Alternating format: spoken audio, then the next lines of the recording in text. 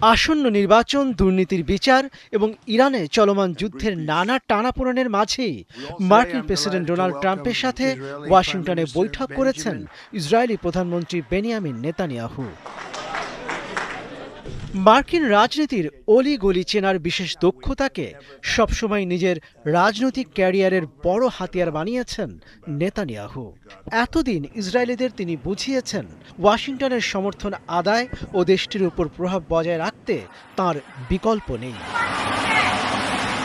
তবে সাম্প্রতিক চিত্রটা যেন একেবারেই ভিন্ন। ইরানে যুদ্ধ স্থবির হয়ে পড়া, যুক্তরাষ্ট্রের 535 যুদ্ধবিমান তুরস্কের কাছে বিক্রির সিদ্ধান্ত এবং সৌদি আরবের সাথে পারমাণবিক চুক্তির সম্ভাবনা, সব মিলিয়ে ওয়াশিংটনের সিদ্ধান্তগুলোতে নেতানিয়াহুর একক প্রভাব আর চোখে পড়ছে না।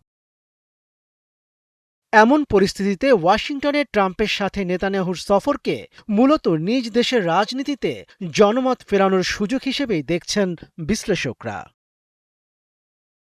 বিশ্লেষকদের মতে নেতানিয়াহুর জন্য বাস্তব পরিস্থিতি এখন বেশ কঠিন। যুক্তরাষ্ট্রে ডেমোক্র্যাটদের পাশাপাশি ডানপন্থী রিপাবলিকান ও ট্রাম্পের ঘনিষ্ঠদের কাছেও তিনি আগের মতো গ্রহণযোগ্য নন। অনেকেই মনে করছেন নেতানিয়াহুই ট্রাম্পকে এমন এক যুদ্ধে জড়িয়েছেন যা যুক্তরাষ্ট্রের জন্য কৌশলগত বিপর্যয় ডেকে এনেছে। অন্যদিকে ডোনাল্ড ট্রাম্পও সাফ জানিয়ে দিয়েছেন যুক্তরাষ্ট্র কাকে অস্ত্র বিক্রি করবে তা কেউ ঠিক করে দিতে পারবে না।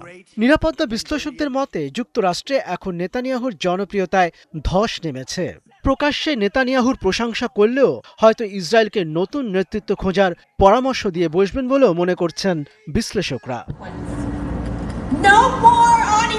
সামনে নির্বাচন, দেশে দুর্নীতির মামলা আর ওয়াশিংটনে মিত্রদের হারিয়ে ফেলার আশঙ্কা, সব মিলিয়ে ট্রাম্পের সাথে নেতানিয়াহুর এই বৈঠকের পেছনে লুকিয়ে রয়েছে গভীর রাজনৈতিক অনিশ্চয়তা।